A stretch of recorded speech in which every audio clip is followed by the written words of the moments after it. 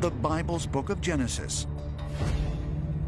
In chapter 6, verse 9, begins the story of Noah and the flood, in which God sends a great deluge to rid the earth of sinners and start anew.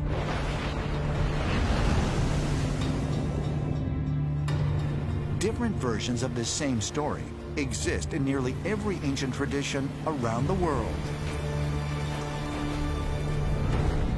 Going back 5,000 years, we have sacred texts that tell us there was an antediluvian civilization.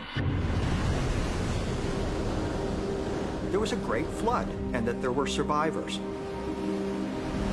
The Mesopotamians speak of this in the Epic of Gilgamesh. The Egyptians speak of this in the Edfu creation text. Plato learned from the Egyptians that there was once a civilization called Atlantis that existed 9,000 years before his time. Plato wrote about the lost continent of Atlantis in two of his dialogues, Timaeus and Critias, around 360 BC. Historians and researchers have long debated whether this pre-flood civilization was purely mythological or actually existed. Arguments have been made suggesting remnants of Plato's destroyed civilization could be found at the South Pole. I think what happened in Antarctica was that approximately 13,000 years ago, that flourishing civilization that originally came from space and establishing its presence in Antarctica was flash frozen.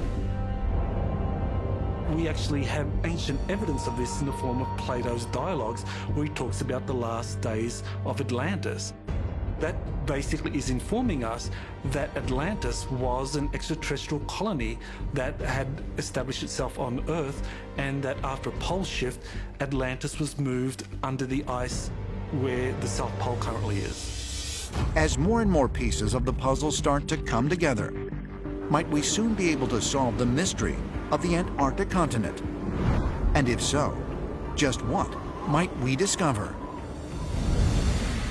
Modern whistleblowers still argue that there is more about Antarctica that is being covered up than we think. There are entire bases down there, entire civilizations, that the world's governments are working with aliens. They know about the buried artifacts, they know about the ancient civilizations down there, and they know about the extraterrestrial civilizations that continue to operate in Antarctica at the very moment. It's totally possible that Antarctica contains an extraterrestrial home base on Earth. It's a totally isolated part of the planet. It's completely uninhabited, or was until recently. It's ideal